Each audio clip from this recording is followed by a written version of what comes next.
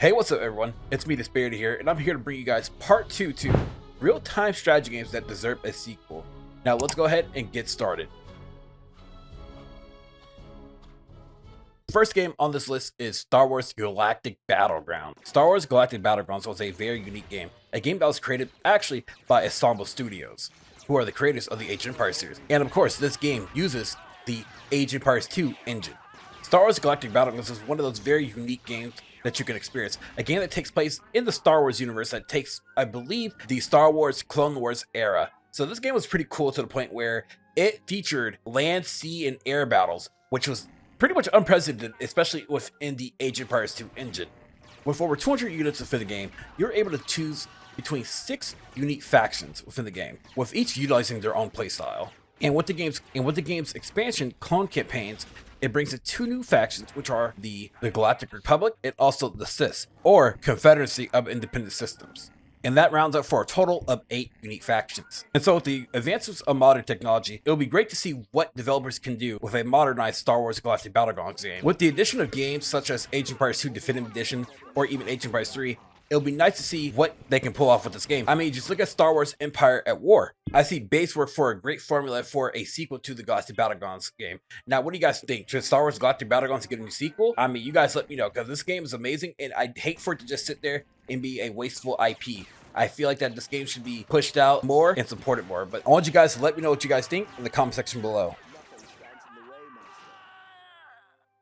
Okay, so I know that this one that you guys already knew this was going to come up, but we're going to talk about this as a series instead of just a singular game. We're going to talk about the Command & Conquer Tiberian series. This game series was initially developed by Westwood Studios, who is now sadly defunct. The Command & Conquer Tiberian series is freakishly amazing. Command & Conquer is one of the few games that I really fell in love with as a child. One thing that really stuck to me is that it takes place in an alternate history where it's GDI, which is Global Defense Initiative, versus the Brotherhood of Nod, which is honestly pretty crazy. So this whole universe basically takes place where a gigantic alien crystal called Tiberium crashed landed onto Earth, started growing, around the Earth, and humans are able to harvest it. And then later on within the series, you get attacked by a alien race by the name of Sprin. It just gets really hectic and really amazing at the same time. Command & Conquer is really beloved up until Command & Conquer 3 Kane's Wrath, and then after that they came out with Tiberian Twilight, and that game was a commercial failure, at least in the majority of the eyes of the Command & Conquer community.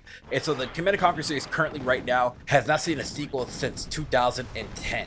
So that's been 13 years so far, and that's pretty crazy in my opinion. My only question is that where could they take the story from here? That's my only question. But you guys let me know what y'all believe in the comment section. What do y'all think Command & Conquer Tiberian Sun or the Tiberium series deserves a sequel from EA?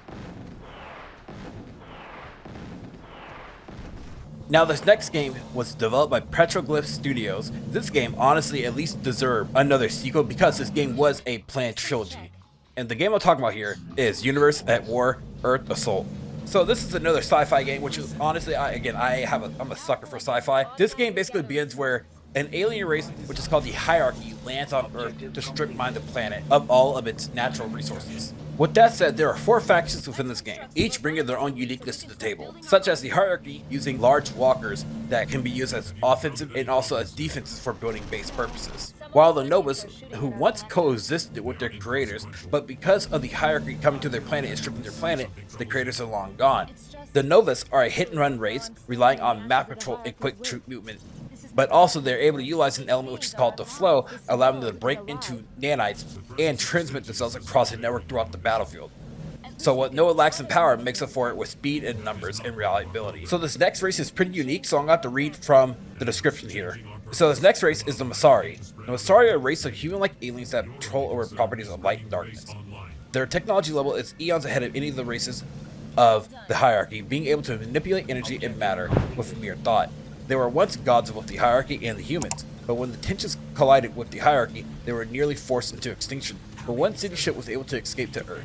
Here, they met humanity in its infant stages and nurtured them into a civilization of different cultures, but mysteriously sank beneath the sea into a slumber, and in the year 2012, which is part of the human calendar, they have been reawakened to fight the species they helped nearly 10,000 years ago. So yeah, this race definitely reminds me of the Asgardians from Stargate.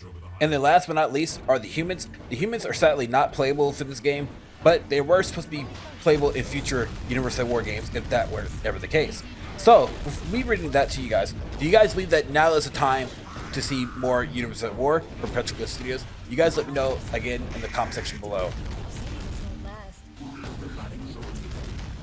Now, this is another game that I believe should have been a continuous IP, but sadly, that did not happen. So this next game I'm going to be talking about is Warfront Turning Point. This game was developed by Digital Reality. Warfront Turning Point is set within an alternate reality, where Adolf Hitler was assassinated in the early days of the war, and under the new Chancellor, Germany occupies Great Britain. Eventually, Nazi Germany is defeated, but this allows the Soviet Union to advance into Western Europe. The game features both real life and fictional experimental war machine and units. So what makes this game really unique is that you're actually able to take control of your turrets or pillboxes in a first-person environment, but you're also able to follow your infantry units or units in general in a third person, but you are not able to directly control them, similar to that of the Men of War Soul Squad series.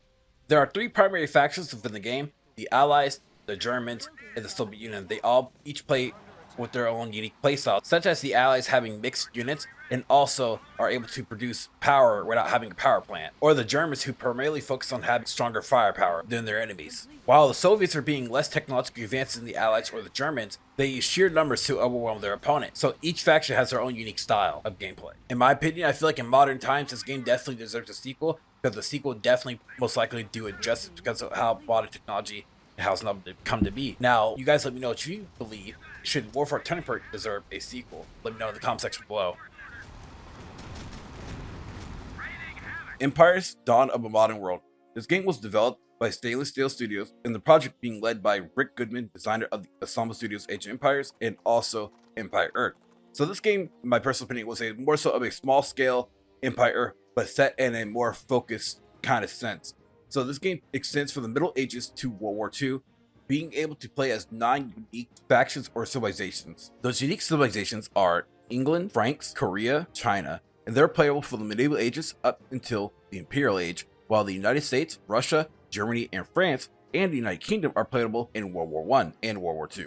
The gameplay is just like any modern day RTS game, especially very similar to the likes of Empire Earth, where you use your base and then you pair and conquer your enemies. Empire: Dawn of the Modern World is one of those games where I feel like that it really did deserve at least a sequel similar to the likes of Empire Earth, where they just expanded upon more of the gameplay, also added new sibs and maybe even new features and so on and so forth. Now, if this game doesn't see a direct sequel, it'll also be really cool to see a remaster of this game with modern features and quality of life assurances. But I want you guys to let me know, what do you guys think about Empire's Dawn of the Modern World? Does it deserve a sequel, or can we see a better remaster? Now, this last game, you guys, y'all are probably already knew this one was coming, but we're going to be talking about Command & Conquer Generals. This game was created by EA Pacific, which is one of the best post-Westwood Command & Conquer games to date. Now, Command & Conquer Generals and its expansion pack, 0 Hour. So, Command & Conquer Generals plays similar to its other Command & Conquer counterparts.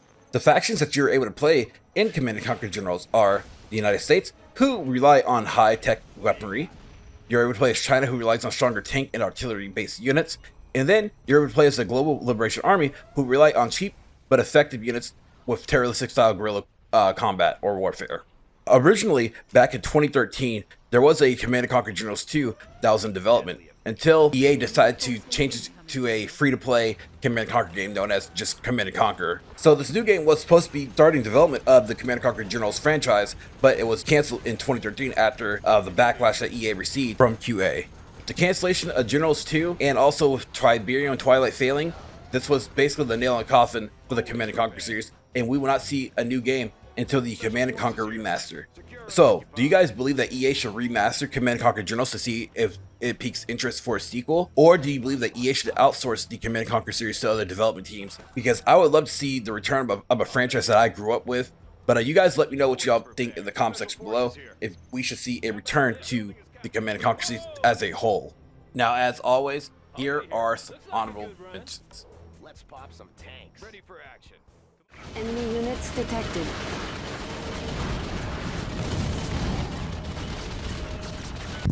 Construction complete. Building. Construction complete. Under attack.